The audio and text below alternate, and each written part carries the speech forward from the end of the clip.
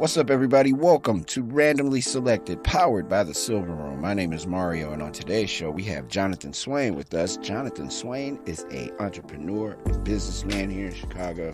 He is one of the co-creators of Hyde Park Fest, and he's running for Bobby Rush's seat.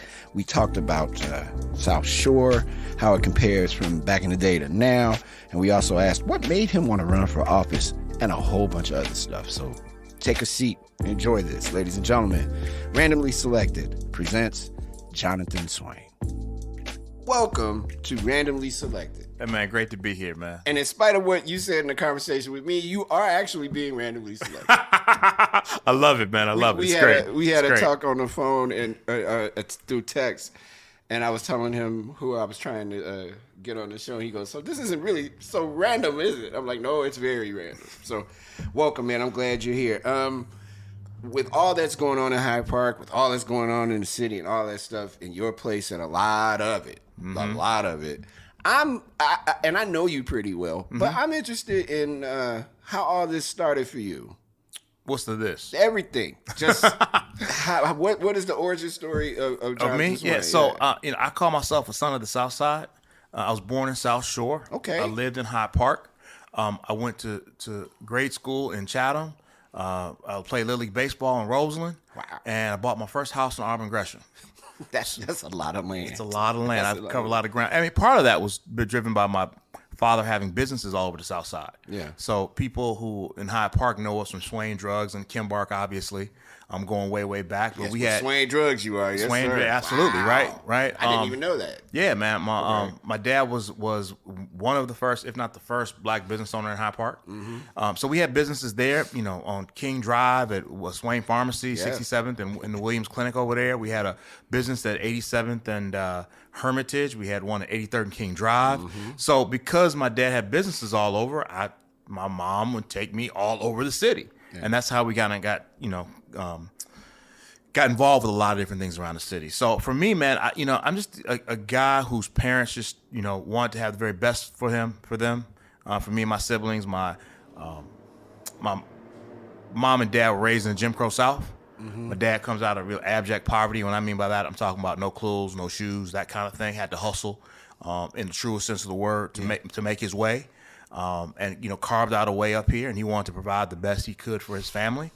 But he also, him and my mom, reminded me that everybody does not get a chance to have the opportunities that we were given and he made, and that we can't think of ourselves as being on an island. And we got to always make sure we stay connected to our community. So I think for me, everything starts out of that conversation. My dad would always say to me, and especially around business, look, man, we make business off, as he called it, everyday people, Sly Stone's everyday people, right? And if you want to have a strong business, you got to invest in your community. You got to have a strong community. And so I think that lessons kind of got instilled in me. Mm-hmm. And so that's kind of what drives a lot of the things that I do and in and around the city. I know that having grown up in South Shore, 78th and Marquette, I know that neighborhood is very unique, or it was at one time extremely unique, in that it was the polar opposite of the North Shore, and that you had pretty amazing businesses, very, very well-to-do, a very strong, well-to-do black community, solid schools, solid elementary schools, solid high schools all over. And then there's where it is now, where it's kind of in between that period of reinventing itself and trying not to look like it's being gentrified at the same time. When you think about your South Shore experience and come back to the now, and I'm focusing on South Shore particularly because that's the neighborhood right now that's like one of the last ones on the South Side that has not been infiltrated, so to speak.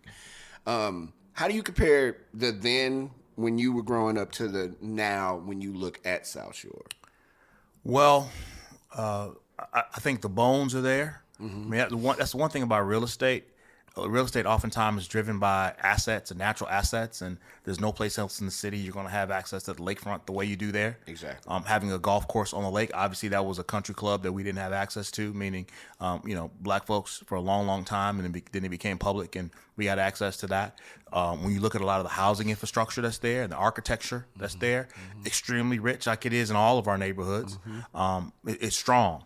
I think that you're right. It was a place of significant affluence from with black money that was there that and still exists in some pockets, like in the Jackson Park Highlands and places like that. But I think that neighborhood, like a lot of black neighborhoods, what is missing is not the will for the neighborhood to revive itself, but the connectedness needed for the neighborhood to revive itself.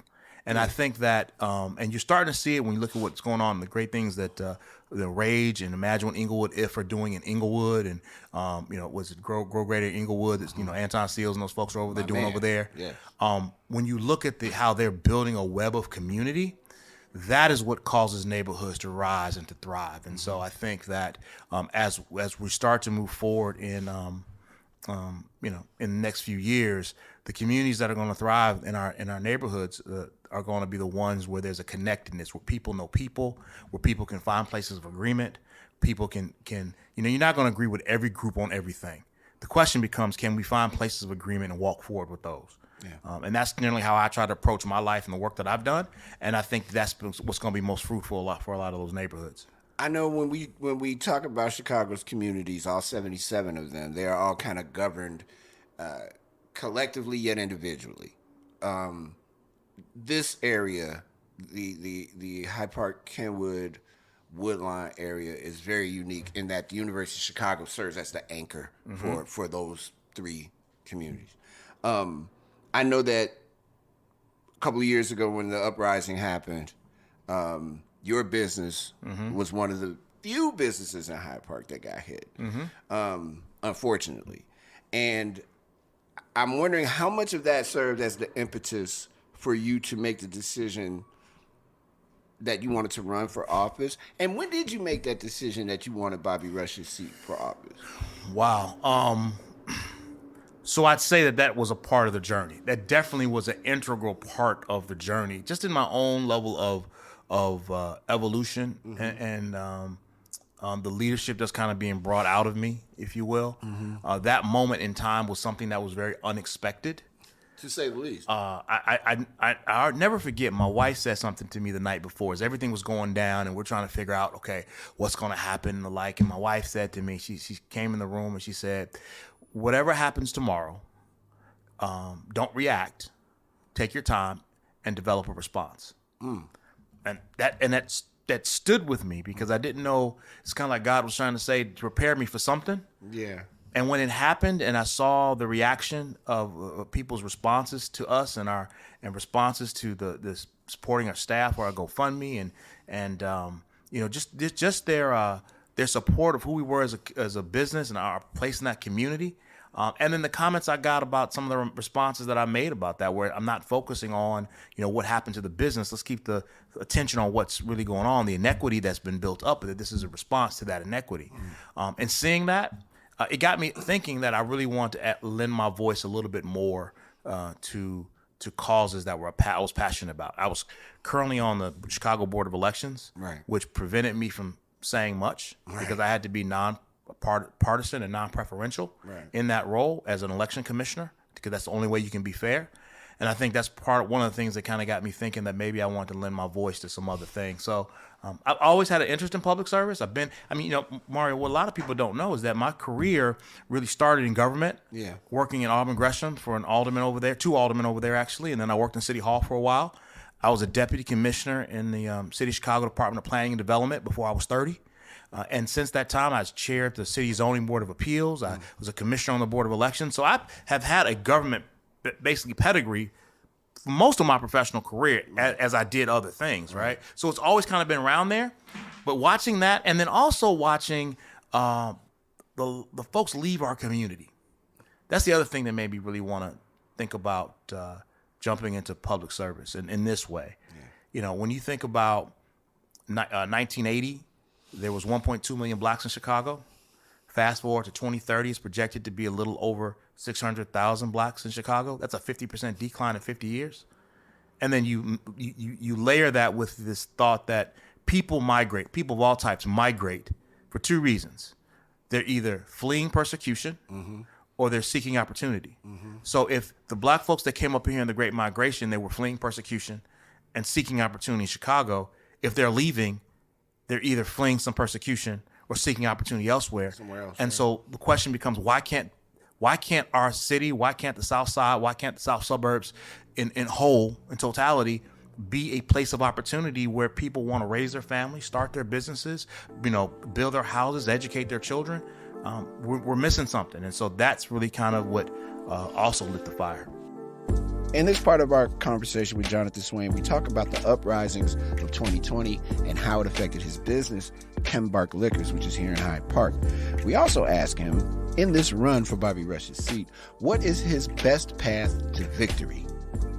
Well, shout out to Manny Baisley, because he's the one that... Manny's that dude. Manny hit me up. My fry brother, he hit me up and said, Swain, cats want to help out, want to do. And, and at that moment, I was just physically drained, right? Yeah. And so...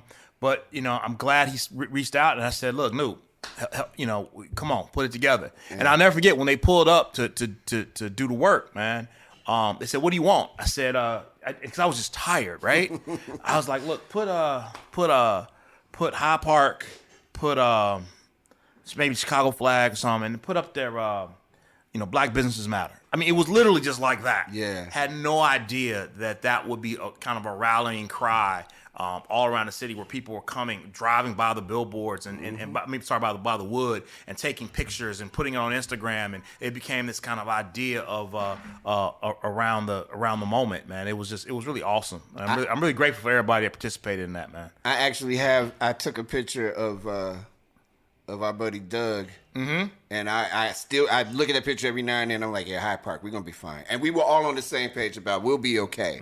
The inequities that take place, though, is what needs to be dealt with. Right. But it's everybody hopefully in a business has insurance that covers for some of this kind of weirdness. But that's a real issue, because a lot of Black business owners I know did not have insurance, because insurance is one of those things that you never need it till you need it, and it's a significant expense. True.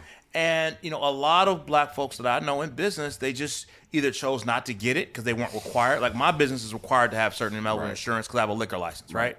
But either they didn't have it and they just got, or they didn't have enough. Yeah. That's the other thing, because you're weighing, okay, should I put it in what my inventory is and what my cost to rebuild is, or do I just try to save some of that money going forward, man? But yeah, I mean, I think it was a moment for us where we really could, we knew we were going to be okay because God loves us, and we were going to be good. For sure. Community supported us. We were going to be good. But it was a moment to start thinking about how we could, how we could lend voice to trying to eliminate a lot of the inequity that was going on. So yeah.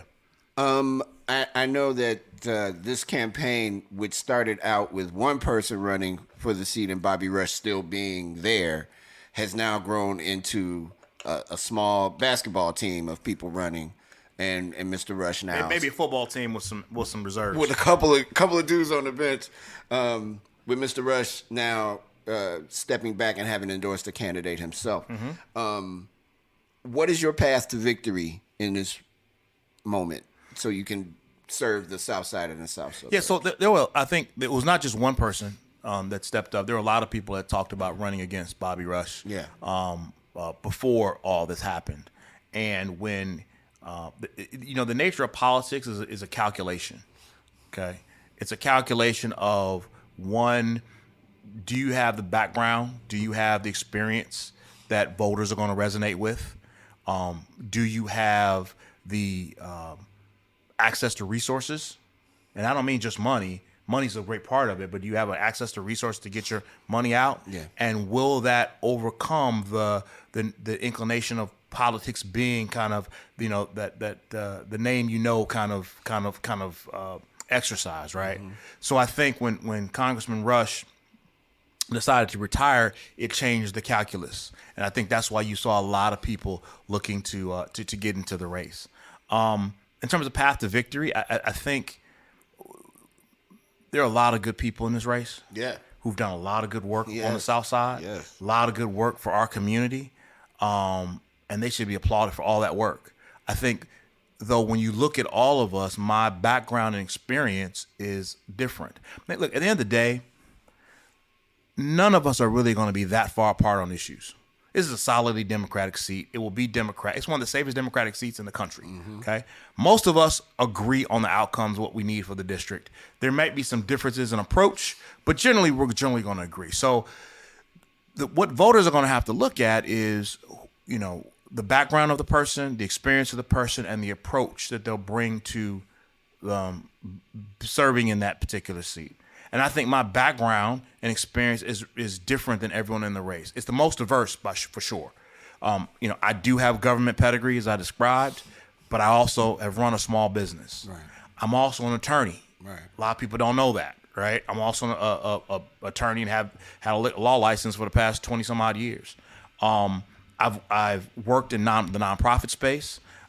Working at Lincoln Unlimited Scholars, working with young people, so I'm familiar with education. I'm familiar with community work, did community development in Auburn Gresham at St. Sabina Church for a long time, and then working over there with a couple aldermen, like I mentioned. So when you look at the totality of my background and my experience, I think it sets me apart as one who can use various lenses and various kind of expertise to bring to conversation to solve problems. So that's one thing. I think the second thing in terms of path to victory is just my approach. I'm a pragmatist, but a pragmatist that's driven by my values. That is the most accurate description of you I think I've ever heard. That is spot on. Thank you, sir. Thank you. Yeah, because it's true. I mean, I'm not an ideologue, right? Yeah. I'm not someone that says I believe this or look. I want to get things done, right? Which means you're going to have to work with people that don't always agree with you, and so you got to find common ground. But you got to make sure that your pragmatism is rooted in values. Mm-hmm. And for me, the lens by which I look at everything is what's going to have the best or the most detrimental impact on my community, right? The best or the most detrimental impact on poor people and working class folks, and third, what's going to have the most positive or detrimental impact on marginalized communities, right? That drives how I look at a lot of different things. And so my willingness to, and my career has shown that I've talked to a lot of different people, and I talk to all types of people. One thing that's really interesting is that when people hear about my resume or background or what have you, depending on where they met me, they don't realize I've done all these other things. And when I say that I'm friends with so-and-so over here, so-and-so over there, people look and say, well, you know them and you know them? Yeah, because I talk to a lot of different people because I think that's the way you get things done. So I think that's the approach I'm going to bring to the conversation as we go on, go further into the race. We talk about something really interesting in this part of the program, the black bench. We also asked Jonathan about where are we in the city of Chicago in the current mayoral cycle. Lori Lightfoot is running, maybe not. Arnie Duncan has dropped out. He might drop back in. And we also ask about the lack of voter turnout, particularly in communities of color, and how that plays a role in communities of color receiving resources. More with Jonathan Swain.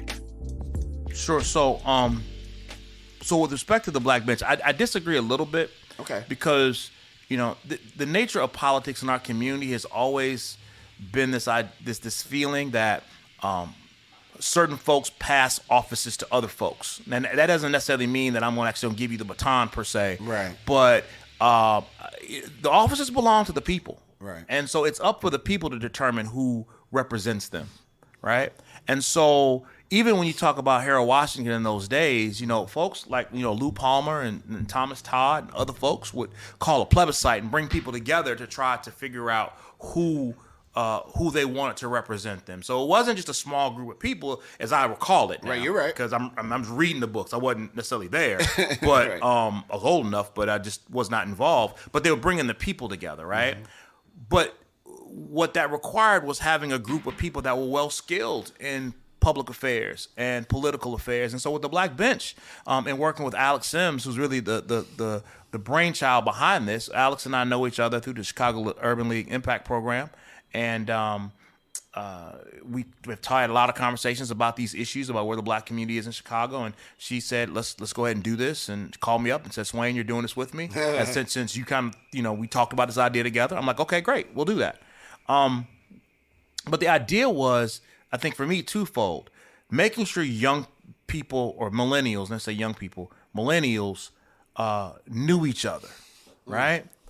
Again, back to that thing of talking to everybody. I go back to the stories I heard about places like Army and Lou's on 75th, and places like Isola's on 79th, and he had places on the west side as well like this, where there was the quote-unquote communal table, right, where everybody would come, regardless of what your background was, regardless of where you were on the issues, but you could come to that space and meet everybody and talk to everybody. And so the Black Bench for me became a place where you could recreate that proverbial communal table, where you could have people who were, a lot more activists and corporate types in the room. And they can say that, I have enough familiarity that down the road, 20 years from now or 10 years from now, when there's issues up, I know them. I spent some time with them. You know what I mean? So I think that's really was one of the primary things to the Black Bench for me. Secondarily, it was connecting that generation to their history. To have Jackie Grimshaw, who was Harold's political director, come and give stories. Firsthand. Now, this is firsthand accounting, right? In the traditional spirit of how we do stuff as Black folks, passing stories from elders to younger folks of here's what it was about, and here's what we did, and here's what this was, so that you're hearing it from firsthand account from people that were there, right? That was the second piece of this for me. But thirdly, it was about building that infrastructure and web that we talk about, that network of skill and expertise, so that as our population, hopefully it will turn around, but as it's going towards what people are predicting, that we have a strong infrastructure to be able to advocate on behalf of things that are important to our community. So for me, that's what the bench was about. And you might have some people that come out of there and run for office maybe at one point. Sure. But I think one of the things where we as a community have to learn more and embrace more is that the political infrastructure isn't just the people sitting in the seat. The political infrastructure is more people who are sitting behind them, people that are advocating for issues, people that are in public affairs, people that can articulate and pitch our stories, people that understand the data, people that understand all these different pieces that build into an ecosystem that tries to drive our agenda forward. And then we had to realize, what I learned a lot in this class and in this, because I sat in all the sessions. I appreciated more that what I think Xavier Ramey talks about is the ecosystem of justice. My guy, that's my guy right there, right? The ecosystem of justice, right? That everybody's not going to see it all the same way, but we all need each other to get it done. Right? So that for me is what the Black Bench was really about. Now, to the mayor's race, it's going to be interesting. I think time will tell that, and we're coming up to that place where folks have to make decisions to build their infrastructure and teams and stuff like that. And I'm sure you'll start hearing about that in the summertime. Who runs is not my concern. Let me tell you what my concern is. Again, as an election commissioner, I had access to data, and because I'm kind of a data guy, I'd ask people, cut this data this way. Let me see this data that way. See this data this way. In our last mayoral election, 3 out of 10 people showed up to vote. That's right.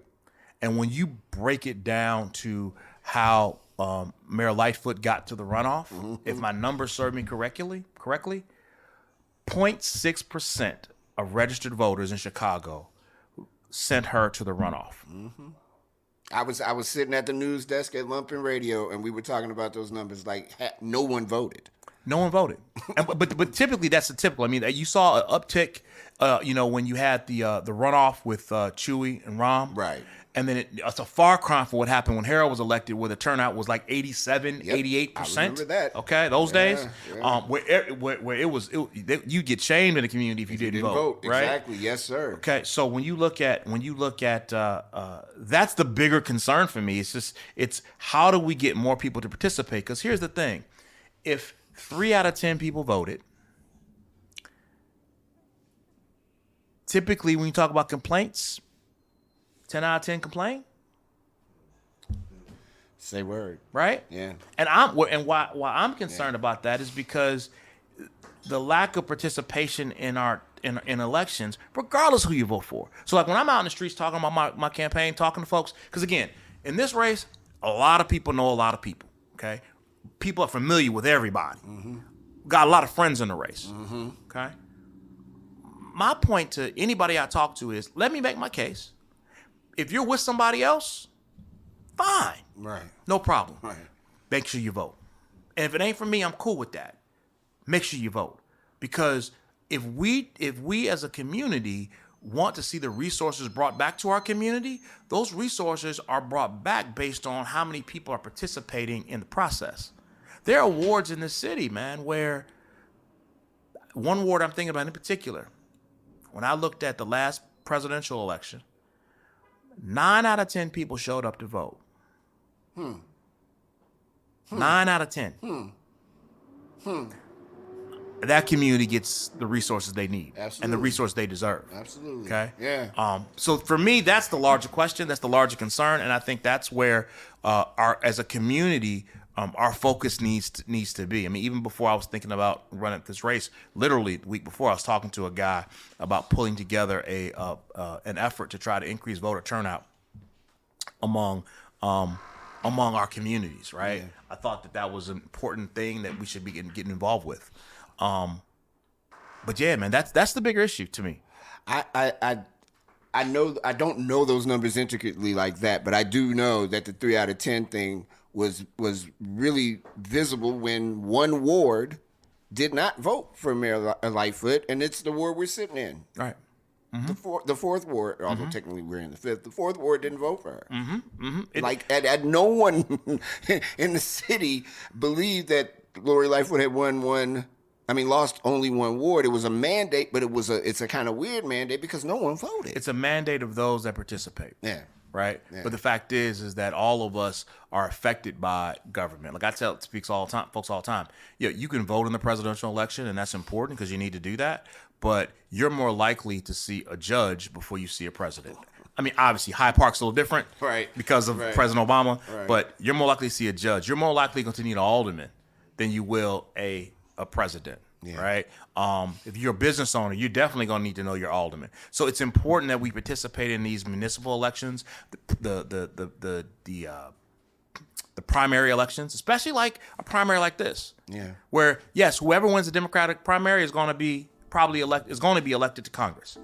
Okay. This is the election, so you got to show up to make sure your voice is heard. Considering this is a generational opportunity. We dig a bit deeper in this part of our conversation with Jonathan, and we talk about how voting can empower under-resourced communities, and how does coming out of COVID affect how people will vote, considering we'll be voting in the summer as opposed to voting in the dead of winter because Chicago's kind of backwards. More with Jonathan Swain. It's a good question. I think that's the question of the day. Because let's add to that one more variable. Mm-hmm. This is the first summertime election we've had ever, as far as I know. Okay. Right? Exactly, as far as I can recall. Yeah. So the fact is, typically our election days is 30, 35 degrees. It's going to be upwards of 70 to 75 degrees. Okay. I'm so excited. I am too, and I'm hoping that turns people out. Yeah. Right. What we did see in our last election was you saw a flip in election judges of people that want to participate, because typically the election judges were folks that had been there a while, a little bit older. We saw a whole influx of new election judges, so there was an interest in that last election. I'm hoping that people show up. Yeah. To have their voices heard. I think that's just a question everybody's trying to figure out. Everybody that's running for office right now is trying to figure out what it will turn out really be on June 28th in the run up to that. So it's going to be interesting. It'll be interesting, and I think people are a lot of people are tired mentally, physically. They're feeling a lot of concern about the economy, especially with gas prices the way they are right now, and the cost of food and all the things related to the cost of moving stuff around the country. In addition to all the supply chain issues, folks are frustrated. Folks are concerned about all around about what's going on in Russia and Ukraine and how that affects us and the stability of the entire world. With respect to that, you have the concern about safety in our community. If there's any time to show up and let your voice be heard, is now, and I hope that's the case. Silver Room, Virtue, Leaders, Fly, Kimbark Liquors, all kind of on the same thing. Why do people want there to be this weird competition against you guys, that everybody thinks you all don't like each other, or that this weird perception of if you're doing Hyde Park Fest, that somehow it's you saying screw Block Party, or if Eric is doing Block Party, it's somehow him saying screw what? Why? Man, Why? Man, if you understood that, This is so ridiculous. We could change a lot. I mean, change a lot of issues in our community. I mean, look, all the people that you named, we're all friends. Yes. Right? We all get along. What people don't know is that we exchange information. So like Eric and I talk. I just had a conversation with him the other day, and he goes, "You know, I talk to Swain a lot, right?" Yeah, we talk a lot because as Black folks leading Black-led events, navigating the same issues, right? Because both events were on 53rd Street. You know, we share notes, we swap notes. So what do you think about this? And how did that work here? And how did that work there? And people don't know that happened from the very beginning when the Silver Room moved to 53rd Street, right? We had just done the brew called the Brew Fest then on 53rd Street, and I walked with Eric and said, "Look, man, this is how I thought about it. This is how we did it." So there's no reason that Eric or anyone else should have to go over the hurdles that I've navigated. They should be able navigating new hurdles. That's how we move the ball forward, right? And you know, it's unfortunate, but and I think a lot of it goes to you know the mentality of folks generally. I mean, if you believe the resources are abundant, then you can get along with everybody. If everything's a resource is scarce, you got to fight for everybody. I try to believe in a kind of an abundance mentality. That there's enough room for everybody, and let's try to be helpful where we can be, and it's worked for me. I know that nothing gives me greater joy than knowing that all you guys are friends of mine too, and that everybody does get along. Because the one thing we don't need is for the reality to be, you know, I don't mess with him, I don't go to Virtue, because that defeats the total purpose of what we've been trying to do, particularly since I decided to stick my nose in it. Just the idea of us bringing everybody to the table if there's a conversation that needs to be had, and bring everybody to the dance floor when it's time to dance. And that's the way it should be. I mean, that's the Chicago I grew up in, man. Me too. Okay, the Chicago I grew up in was that business owners got together and they talked, and that they had concerns with each other, they shared. Yep. You know, people would get together in a room where you didn't have a device to be able to send a tweet or a text or whatever. It was, hey man, let's chop it up. And sometimes those conversations got loud. Sometimes they got heated, but folks were able to walk away having had interaction with folks and dialogue, man, and understanding too. Yeah, and I understand. And I look, I appreciate Corey and how he has pioneered. I appreciate Dave. They pioneered differently, and they bring their own different pieces to the conversation. I mean, Dave, when it comes to the fest, has added significant value to making what it is. Oh, I mean, sure. You know, I think what the fest has become a great combination of kind of my thoughts around the beer fest and the Fly Block Party used to exist in Harper Court. Yeah. And you bring the best of those together, and we've been able to grow the event to what it is. You know, Eric is at Eric with a K at Virtue. You know, just all around great guy, and you know, supportive of the community. And so I think it's created a richer fabric on the South Side with having all these different business owners and you mentioned just male business owners, and we're recording this on International Women's Day. You got to talk about all the women business owners out here too that are part of, you know, Jackie over at Kilwins and the work that she's done over here. You think about Stephanie over at Brown Sugar Bakery on the South Side, and I know she'd get me for not saying her, because I love Brown Sugar Bakery. Exactly right. Yeah. And you got, you know, the ladies that are doing stuff in Soul Noir over in the Incubator on 55th. So I mean, there is a rich business community that's growing and being strengthened in and around Chicago that I think is going to benefit us for a long time. Here we are, Hyde Park Brewfest. It's in June. We talked to Jonathan Swain about that. We also talk about Chicago in general and how the comparisons between old Chicago and current Chicago, how those things intersect. And we end our conversation with just talking about how everybody's ready to be outside and have a good time and see people. You know what I'm saying? See people. This is it. This is a wrap-up with Jonathan Swain here on Randomly Selected. The first time the fest started was 2014 as a part of the Celebrate High Park events on that's 53rd right. Street, right? Where they used to bring war airs and Yeah. war and all that kind of stuff. And we started that on the parking lot across from the High Park Neighborhood Club. Right. And that's where it first started, though our experience in the business started as a part of those Celebrate High Park Fest, where we had where the what is that, View 53 was. It was the old McDonald's and mobile gas station, and we went into that parking lot and kind of had a craft beer, and we kind of learned it there. But I remember that. That was a lot of fun. That was a lot, and it was a warm, like 80-degree day in like September or something like that. It was great, right? Yes. But that's where it started. But we've grown, and it's been pretty good, man. This is going to be the first event that I can think of this magnitude on the Midway plays on, where you're going to get first-rate entertainment, you're going to get food and stuff to drink and all that, and you're getting it after COVID, when people haven't been out in 2 years. It's the same thing we've been talking about in putting together Block Party. Like, this is going to be bananas. You could have a man flipping tennis rackets and people coming out this summer. I don't think it really matters what you do. People are not desperate, because that's a terrible word. They're longing for it. Longing to see some stuff, to get the sun on their body and to be outside. But see, it's more than that. It's more than just the sun on your body and being outside. Because you can have sun on your body and be outside alone. Yeah, that's people true. Are longing to be connected to people. Yes, sir. Because these events, be it Chosen Few, be it Silver Room Block Party, be the Summerfest, Brewfest, these were events where you connected to people that you hadn't seen in forever. That might be the one time a year you see them and you check on them, how the families, people you grew up with, people you played baseball with, people. Mini reunions. Exactly. That's what they are, right? Yeah. And so that's, I think, what people are longing for, just as much as the talent and the food and the drink and being outside.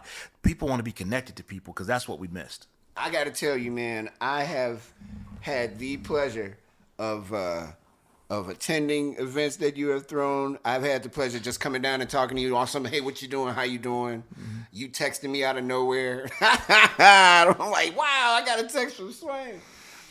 And I am so happy that things here in Hyde Park are anchored by brothers like you. We have a lot to offer the surrounding communities that don't get the same kind of play, but they get a chance to come and play with us and hang out and stuff. And I'm excited for you in this run, and I hope that all of this works out in your favor, brother. I appreciate it, man. And let me say this, right? I mean, here's the thing, right? Hyde Park gets a lot of shine just because it just gets a lot of shine. Right. Man, but the richness that's in Hyde Park is all over the South Side. Yes, sir. Right? Say that. And I think that the one thing that I've been saying a lot lately is that South Side just needs more opportunity, okay? Southside needs opportunity. People in Southside just need more opportunity to educate their kids, more opportunity to start their businesses, run their businesses, more opportunities to raise their family, more opportunity just to be safe, right?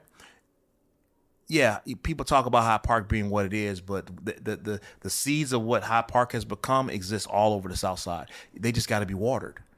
And, if we water those seeds, then you'll see a whole South Side that when you look at Hyde Park, you can say, well, that's just one of the flowers on the South Side. We got folks in Roseland that's Pullman that are sharp, and things are going on there. South Shore, where we started the conversation, is, Auburn, Gresham. You can go all around the South Side, and you can see places, neighborhoods where there are thriving businesses, thriving community, and there's a place for everybody. That's the other side of it, because if you created a community where there's not a place for everybody, then you're really not you're not really developing community at all, I think. But all right, save me a spot to host. I don't have to introduce Busta Rhymes.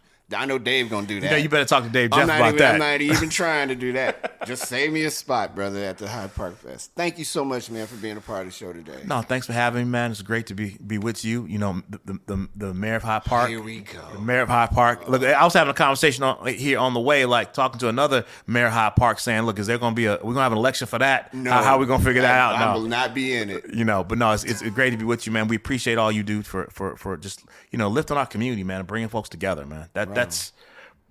that's what makes life rich. Right on. So I appreciate that. I'm just trying to be like you and Eric Williams and Eric with a K and Gilkey and Hey man, Diego. you don't need to be like. Look, you don't need to be like us, man. Because if there's no Mario, man, there's a whole lot of things missing too. I heard so we that. need you, baby. Damn right. You say that. That's that. I'm gonna make that my campaign slogan. If there's no Mario, thanks for being on Randomly Selected. Appreciate you, man. Thank you. Thank you.